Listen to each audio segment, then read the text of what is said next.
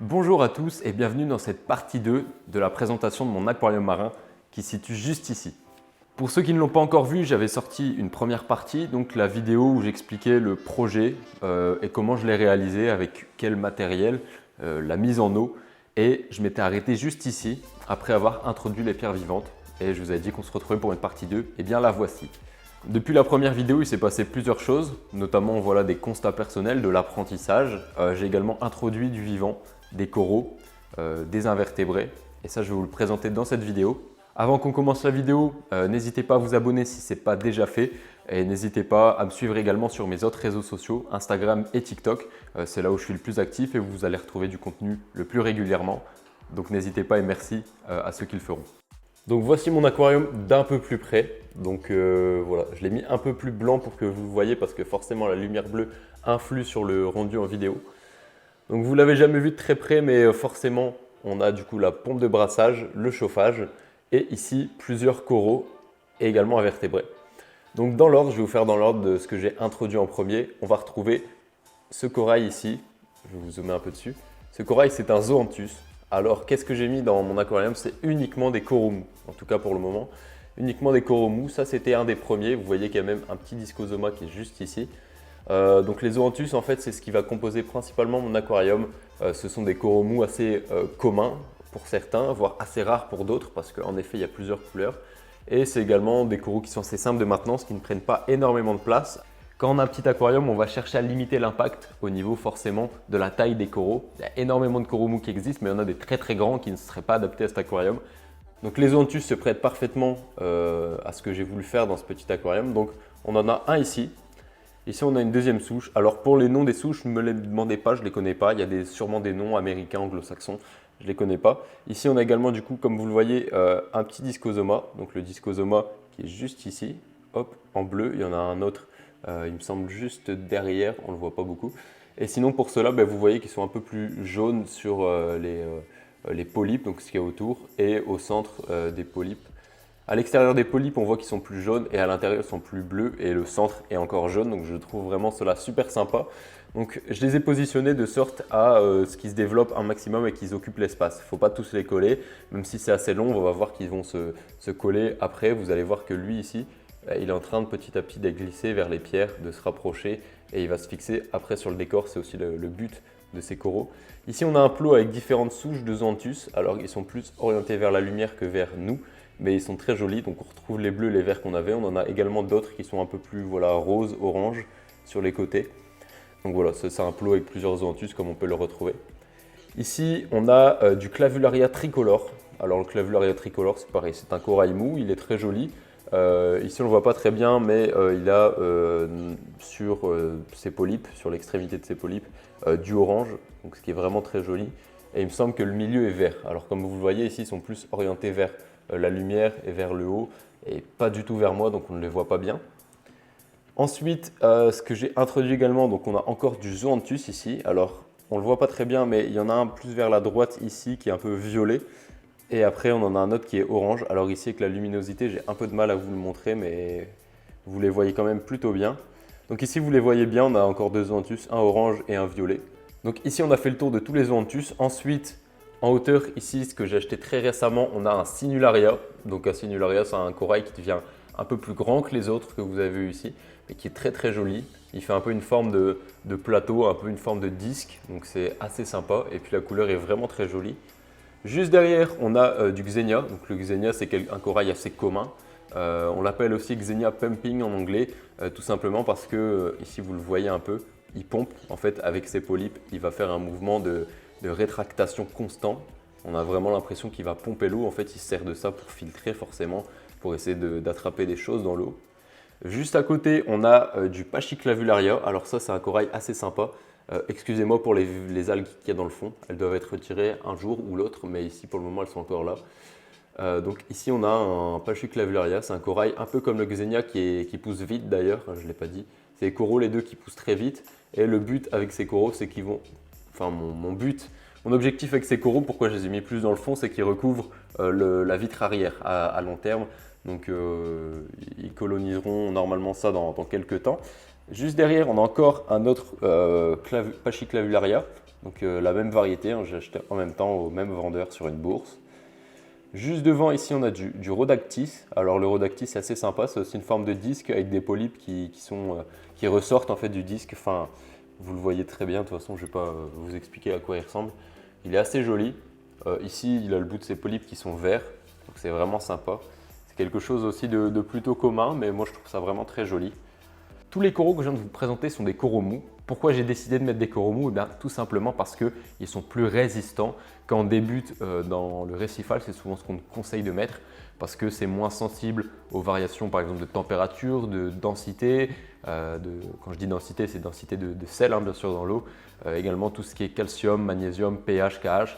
Tout ça, ça va moins les impacter que si c'était des coraux durs. Les coraux durs, on va dire qu'ils sont plus fragiles, plus sensibles à tous ces paramètres. Alors ça dépend pour lesquels, hein, mais en règle générale, les coraux mous sont beaucoup plus simples de maintenance. C'est pour ça que j'ai décidé de ne mettre que ça dans cet aquarium. Ces coraux vont pousser grâce aux nutriments qu'ils trouvent dans l'eau et également à tous les déchets organiques qu'ils vont trouver. Il est également bon de nourrir de temps en temps ces coraux. Alors si vous avez des poissons, par exemple si vous nourrissez avec du congelé, du vivant ou également des granulés, les coraux vont parfois les attraper grâce à leurs polypes, ils vont attraper la nourriture. Quand vous n'avez pas de poissons, vous pouvez de temps en temps leur donner un peu de granulés ou un peu de… Par exemple, moi je donne des cyclops, ce qui est une nourriture congelée. Et ben, c'est très bon pour eux, c'est tout petit et les coraux aiment bien manger ça. Ensuite, au niveau du vivant, je n'ai pas introduit énormément de choses. J'ai pour projet de réintroduire dans quelques temps un poisson, mais ça, je ne vous dis pas encore ce que c'est. Ici, on a un petit Bernard l'ermite. Alors oui, voilà, ce sont les premiers êtres vivants que j'ai introduits dans cet aquarium, des Bernard l'ermite. Alors celui que vous voyez juste devant vous, il vient de changer de carapace, de coquille en fait. Hein. Je lui ai mis des coquilles vides, ce qui est très bon avec les Bernard l'ermite. Il faut leur mettre des coquilles vides parce qu'ils vont grandir et quand ils grandissent, ils lâchent leur coquille pour en mettre une autre. Donc voilà, ici celui-là est passé dans une plus grosse coquille. J'en ai un groupe de 3. Sur les 3 Bernard l'ermite que j'ai introduits, il y en avait un qui était un peu plus fébrile. Les 2 autres allaient mieux. Alors là, ici, je ne les ai pas vus depuis hier, depuis que je suis rentré de vacances, donc je ne pourrais pas vous dire exactement comment ça se passe. Mais en tout cas, celui que je vois et qui a changé de coquille, il est super bien et il va bien et il se nourrit, il se développe correctement. J'ai également introduit dans cet aquarium un Nasarius, c'est un escargot qui est connu pour s'enfuir dans le sol, donc il va nettoyer un peu le sol également, qui va le remuer. Donc c'est un bon escargot. Ici, j'en ai mis qu'un forcément parce que le volume ne permet pas d'en mettre un plus grand groupe, mais dans des gros aquariums, vous pouvez en mettre plusieurs, bien évidemment. J'ai connu quelques problèmes dans cet aquarium, alors pas de très gros problèmes, mais j'ai notamment un manque de KH et de pH. Donc pour ça, pour le moment, je réadditive avec du bicarbonate. Alors c'est ce qu'on utilise principalement quand on fait du bailing pour remonter le KH. On utilise du bicarbonate. Alors forcément, monter le KH va me permettre également de stabiliser mon pH et de l'augmenter.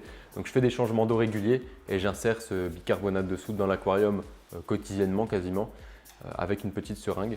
On a donc fait un tour sur tous les coraux et le vivant, les invertébrés notamment que j'avais introduits. Si vous avez des questions sur leurs conditions de maintenance, si vous avez envie d'aller un peu plus dans le détail, n'hésitez pas à mettre un commentaire. Je vous répondrai bien sûr si je vois le commentaire ou à m'envoyer un message en privé sur Instagram. Et maintenant, on va passer à l'introduction d'un élément que je n'avais pas encore dans mon aquarium, qu'on m'a un peu, pas reproché, mais qu'on m'a un peu conseillé de mettre. C'est un écumeur. L'écumeur, et je vous explique juste après à quoi ça va servir, que je vais mettre dans cet aquarium, c'est un Shark Skimmer de chez Seaché, le Shark Skimmer 150. Donc c'est un petit écumeur, hein, vous voyez qu'il n'est pas très grand hein, comparé à ma main. Il est surtout pas très épais, donc ça va être parfait parce qu'il ne va pas prendre énormément de place dans l'aquarium. Et c'est un élément vraiment important dans les aquariums marins. Alors on peut faire sans, mais c'est quand même mieux d'en avoir un, surtout quand on va commencer à avoir beaucoup de pollution. L'écumeur, tout simplement, ça va permettre de dépolluer l'eau, simplement grâce à un système qui va permettre de remonter toutes les protéines et les enzymes qu'il y a dans l'eau. Et c'est ces protéines et ces enzymes qui ensuite vont se dégrader en ammonium et en nitrite, en nitrate. Donc le fait de les retirer avant qu'ils se transforment va permettre forcément de dépolluer l'eau. Vous allez voir comment ça fonctionne dans la vidéo juste après parce que je vais l'installer tout de suite. Mais en tout cas, c'est vraiment du super matériel. Je suis très content de pouvoir tester cet écumeur du coup de chez Seaché. N'hésitez pas à aller faire un tour sur leur boutique, sur leurs réseaux sociaux.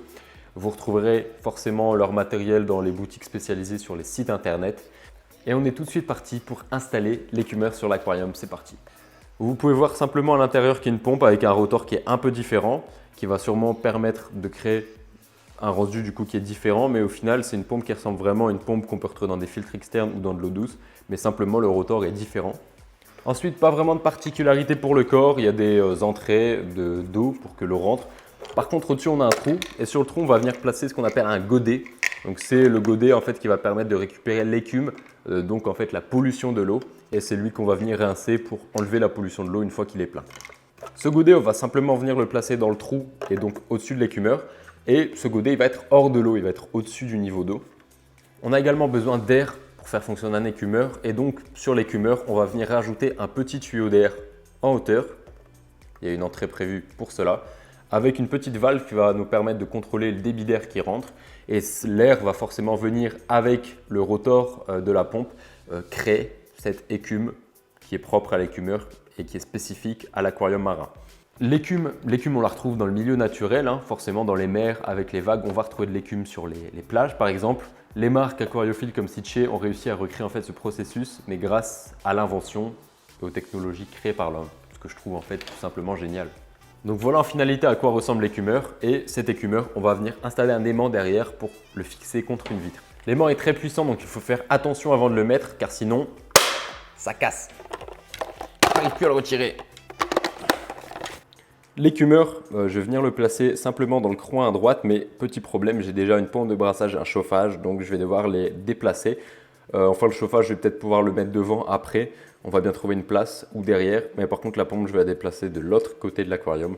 C'est parti. J'ai donc démarré l'écumeur. Bon, au niveau du bruit, on n'entend rien. Au niveau de la consommation, c'est 4 watts de consommation par heure, donc c'est vraiment rien du tout. Donc au niveau de l'écumeur, l'utilisation, rien de plus simple, j'ai mis en route, le tuyau d'air est allumé ici, et donc voici ce qui se passe dans le godet.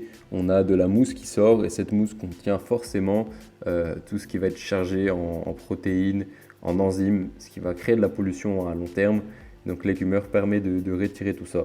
La vidéo touche maintenant à sa fin. Vous en connaissez un peu plus sur le vivant qu'il y a dans mon aquarium et également sur l'importance d'avoir un écumeur dans son aquarium. Si vous souhaitez avoir davantage d'informations sur cet écumeur, je vous mets un lien dans la description. Vous pouvez le consulter pour vous renseigner davantage. Je tiens à remercier Sitche de m'avoir accordé leur confiance et de m'avoir envoyé ce magnifique écumeur. On va suivre forcément la vie de cet écumeur, son rôle, le nettoyage, l'évolution des paramètres de l'eau sur mes différents réseaux, notamment sur TikTok et Instagram. Donc encore une fois, n'hésitez pas à aller me suivre. On va en reparler un peu plus de cet écumeur dans les semaines qui viennent, dans les mois qui viennent. Maintenant, je vous donne rendez-vous pour une partie 3 où on introduira l'espèce tant attendue dans cet aquarium. Je ne vais pas vous spoiler, mais voilà, il y aura une espèce d'animaux, notamment de poissons, qui ira dans cet aquarium. 30 litres, c'est petit, qu'est-ce que je vais pouvoir bien mettre, etc. Je vous laisse faire vos pronostics dans les commentaires. Et également, on va se retrouver d'ici quelques semaines maintenant pour un nouveau projet ici en eau douce. Donc je ne vais pas vous donner plus d'informations, mais juste pour les personnes qui sont fans de l'eau douce et aller un peu plus d'informations de l'aquascaping, je vous invite à vous abonner parce qu'il y a bientôt une vidéo qui va arriver sur la création d'un nouvel aquarium. Donc voilà, n'hésitez pas à vous abonner, pareil, faites vos pronostics sur ce que je vais faire dans cet aquarium. N'hésitez pas non plus à aller faire un tour sur ma boutique ILAS, des outils spécialisés pour vos aquariums, que ce soit eau douce, eau de mer, des pinces, des ciseaux, des lave-vitres. Au total, c'est plus de 25 outils qu'il y a disponibles sur ma boutique. Donc il y en a pour tous les goûts, pour toutes les tailles de bac. N'hésitez pas à aller faire un tour, ça me ferait plaisir et ça me soutient également. En attendant, prenez soin de vous et de vos animaux et nous on se dit à bientôt.